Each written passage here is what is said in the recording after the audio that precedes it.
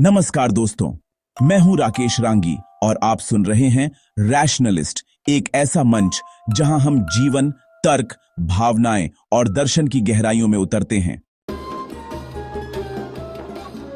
आज का विषय बहुत ही खास और हमारे जीवन के बेहद करीब है, भावनात्मक बुद्धिमत्ता यानी इमोशनल इंटेलिजेंस। क्या आपने कभी सोचा है हमें रोना क्यों आता है, हम गुस्से में क्यों कांपने लगते हैं, डर अचानक हमारे शरीर को क्यों जकड़ लेता है और कभी-कभी प्यार में क्यों खो जाते हैं? यह सब हमारे अंदर उठती भावनाएं हैं, पर क्या हम इन्हें सच में समझ पाते हैं? हम अपने जीवन का ज्यादातर हिस्सा इन्हीं भावनाओं से प्रभावित होकर जीते हैं, लेकिन इन पर हमारा नियंत्रण बहुत कम होता है।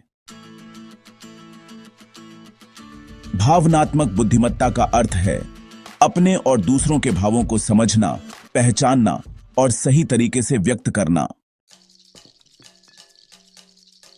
आधुनिक विज्ञान इसे एक स्किल मानता है, लेकिन हमारे भारतीय दर्शन में यह एक जीवन शैली थी।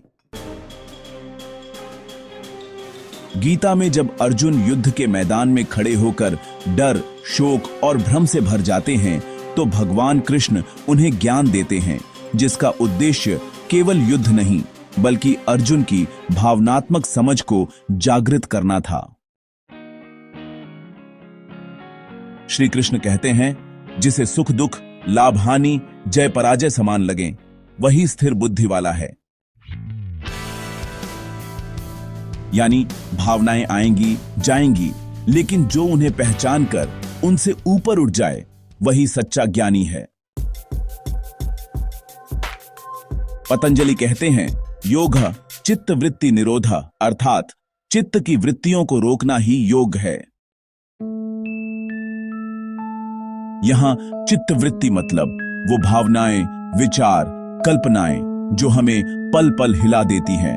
योग का लक्ष्य है इन भावों को देखना, समझना और अंततः शांति पाना। जब गुस्सा आए तो तुरंत प्रतिक्रिया न दें, बस देखिए उस गुस्से को, मानो आप किसी और के गुस्से को देख रहे हैं। यही साक्षी भाव है जिसका अभ्यास बुद्ध और योगियों ने वर्षों तक किया। AUM शांति शांति शांति, इस मंत्र का उच्चारण सिर्फ ध्वनि नहीं बल्कि भीतर की तरंगों को शांत करने का विज्ञान है। रोज 10 मिनट ध्यान या सांसों का अवलोकन आपको भावनाओं के तूफान से मुक्त कर सकता है। हर रात सोने से पहले खुद से एक सवाल कीजिए, आज मैंने किस भावना में सबसे ज्यादा समय बिताया? गुस्सा, डर, दुख या प्रेम? यह सरल अभ्यास आपको धीरे धीरे अपने भावों का ज्ञानी बना देगा।